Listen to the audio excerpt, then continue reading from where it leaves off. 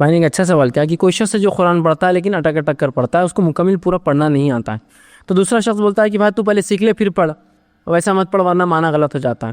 دیکھیے ایسا ہوتا ہے بہت سی بار، لا علمی سے انسان ایسی باتیں کہتا ہے۔ بہت سے لوگ ہوتے ہیں جو تجوید سیکھنے جاتے ہیں تو اتنے پوزیسو ہو جاتے ہیں اور تجوید کے بارے میں اتنے زیادہ وہ ہو جاتے ہیں کہ کوئی قرآن پڑھو ہی مت بولتے ہو، قرآن پڑھو مت، تم کو غلط آتا پڑھو مت۔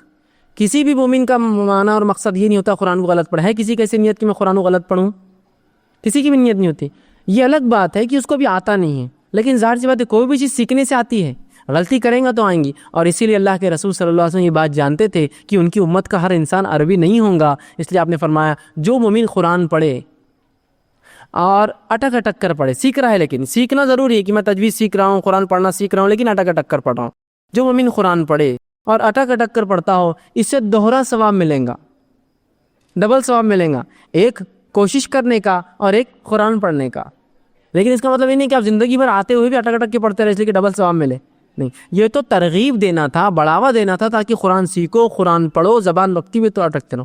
تو ایسا آدمی جو قرآن سیکھ رہا ہو، اس کا علم حاصل کر رہا ہو اور اٹک اٹک کے پڑھتا ہو تو انشاءاللہ عزیز یہ گناہ کا بھی ثواب پاتا ہے، ٹھیک ہے؟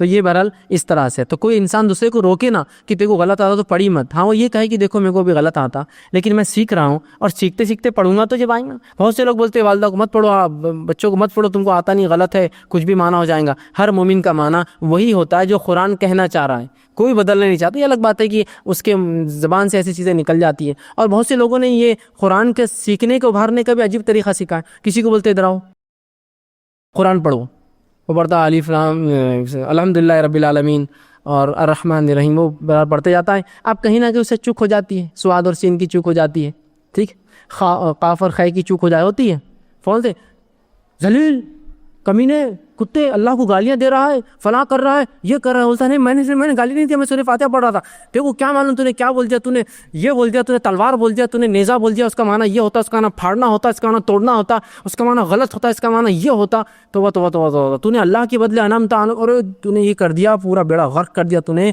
تجوید نہیں سیکھا، پورا اب تک اللہ کو گالیاں دیتے ہوا آیا تو، اور تو نے اللہ کو یہ کیا، تو نے فلاں کیا۔ وہ آدمی اتنا نادم ہو جاتا ہے کہ بولتا اب قرآن کو کبھی ہاتھ نہیں لگاؤں گا، کبھی نہیں پڑھوں گا بھائی میں، اتنی خطرناک کتاب۔ یہ کوئی طریقہ ہے بات کرنے کا؟ آپ کو معلوم ہے کہ انسان غلطی کرتا تو آپ بلائیے اس کو، میرے بھائی آپ قرآن پڑھتے ہیں، بہت اچھا کرتے ہیں، اچھی بات ہے، کیوں نہ ایسا ہو کہ آپ تجوید کے ساتھ پڑھیں؟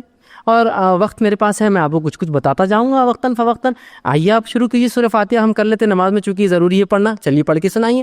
الحمدللہ، ہاں دیکھیے ہے ایسا ادا ہوتا ہے۔ اب کل ہے کا ایک قاعدہ آپ سیکھ لیں، اب ہے ایسی پڑھنا جیسا میں نے آپ کو سکھایا، اندر سے نکلنا، ٹھیک ہے؟ اب آپ کل سے ہے کو کہنا، وہ بولی ہاں بہت اچھا ہے، ایک سبق سیکھ لیا آج میں نے، الحمد، ہاں ہے ایسا ادا کرنا، ویری گڈ، اب وہ سیکھیں گا۔ لیکن آپ آتے اس کو ابھارنے کے لیے، اس کو اتنا وہ کرتے کہ تو اللہ کو گالیاں دے رہا، تو نبی کو گالیاں دے رہا، تو یہ پڑھ دے رہا، صلی کے جگہ تو یہ پڑھ دے رہا، سواد کی جگہ سین آ گیا، اس کا معنی تلوار ہوتا، کتا ہوتا، نیزہ ہوتا، یہ اب تو نہیں کر دیا، اور وہ آدمی نادم ہو کر اگر تجوید نہ سیکھے تو زندگی میں قرآن بھی نہیں پڑھتا۔ پھر ایسا نہیں کرنا چاہیے، حکمت کے ساتھ، اچھے انداز سے، اچھے معاملات سے اس کو سکھانا۔ دوسرا، زمین، زمانہ، علاقہ، ہماری زبان کے اعتبار سے بھی کچھ الفاظ ادا ہی نہیں ہوتے، زواد ادا ہی نہیں ہوتا ہم سے، وہ زواد ایسا نہیں ہوتا، ایسا کرو، اتنا اس کو مشقت میں ڈالتا بیچارے کو کہ وہ کیا کرتا، بولتا میں قرآن پڑھتا ہی نہیں اور چھوڑ کر وہ بھاگ جاتا۔ تو ایسا مت کیجیے، بالکل اس کو آپ تجوید کی طرف متوجہ کیجیے، اس کو تجوید سکھائیے، لیکن وہ سیکھتے سیکھتے جو غلطیاں کریں گا انشاءاللہ عزیز، اس کے سیکھنے اور کوشش پر، اس کی اس تکلیف پر اللہ رب العزت اس کو دوہرا اجر دیں گا اس پہ، لیکن شرط یہ کہ وہ سیکھتا رہے، سیکھنے کے دوران پھر غلطیاں ہونے سے انشاءاللہ عزیز اس کو گناہ نہیں ملے گا۔